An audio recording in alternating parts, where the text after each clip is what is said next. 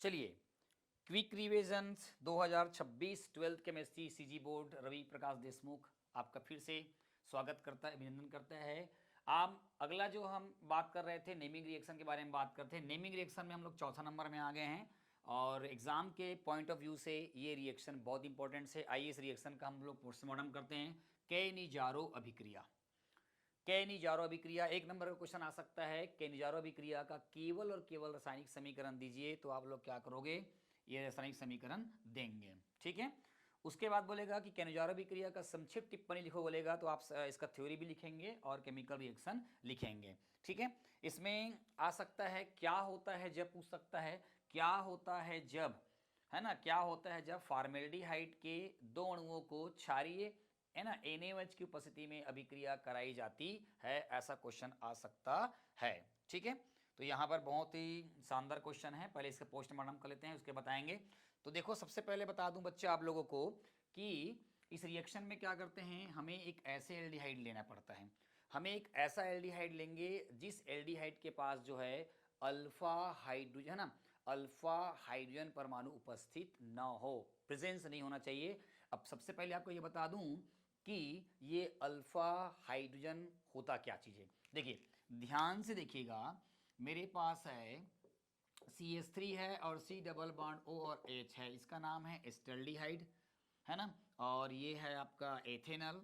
तो क्रियात्मक समूह कौन है यहाँ पे, क्रियात्मक समूह ये है। क्रियात्मक समूह के ठीक बाद वाला जो कार्बन होता है वो अल्फा कार्बन होता है। अगर इसके बाद और कार्बन रहता तो वो कहलाता बीटा कार्बन, उसके बाद और कार्बन रहता तो वो कहलाता आपका गामा कार्बन।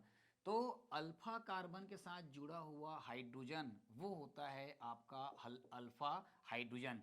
बीटा कार्बन के साथ जुड़ा हुआ हाइड्रोजन होता है बीटा हाइड्रोजन, और गामा कार्बन के साथ जुड़ा हुआ हाइड्रोजन होता है गामा हाइड्रोजन। तो यहाँ पर एस्टल्डिहाइड में अल्फा कार्बन है तो इसमें अल्फा हाइड्रोजन भी है, लेकिन यहाँ पर देखिए, यहाँ पर ये क्रियात्मक समूह हो गया, हाइड्रोजन तो है लेकिन ये अल्फा हाइड्रोजन तब कहलाएगा जब ये किसी अलग कार्बन के साथ रहेगा, ये इस कार्बन साथ वाला नहीं कहलाएगा। मतलब क्रियात्मक समूह के ठीक बाद वाले कार्बन पे जो हाइड्रोजन होता है उसको हम लोग बोलते हैं अल्फा कार्बन और वो अल्फा हाइड्रोजन। तो ध्यान रखेंगे, क्या लिखेंगे, इस अभिक्रिया में हमें क्या करना है, ऐसे एल्डिहाइड लेना है जिसमें अल्फा हाइड्रोजन परमाणु उपस्थित ना हो। चलिए अब लिखते पेपर में क्या लिखना है।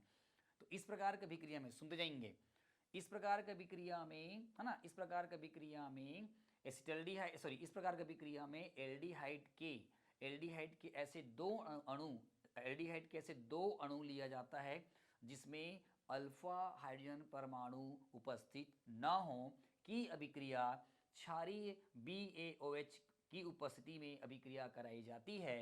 तो यहाँ पर इस अभिक्रिया में ऑक्सीकरण और अपचयन जो है दोनों साथ साथ होता है।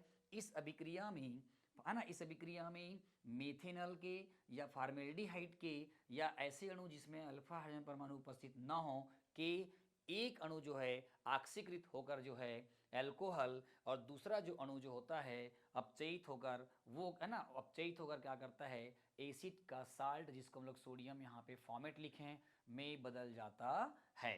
तो आप रिएक्शन को देख लो, रिएक्शन कैसे हुआ होगा मैं आपको पूरा बता देता हूँ डिटेल में। तो देखिए, सबसे पहले रिएक्शन देखिए, ये C है, ये C, ये ऐसे करते हैं, C के बाद CH3 बनाना है, CH2 यहाँ का H ले लेंगे तो CH3 बन जाएगा, CH3 बन जाएगा और क्या हो जाएगा, O हो जाएगा, और यहाँ का H CH3OH एल्कोहल बन गया।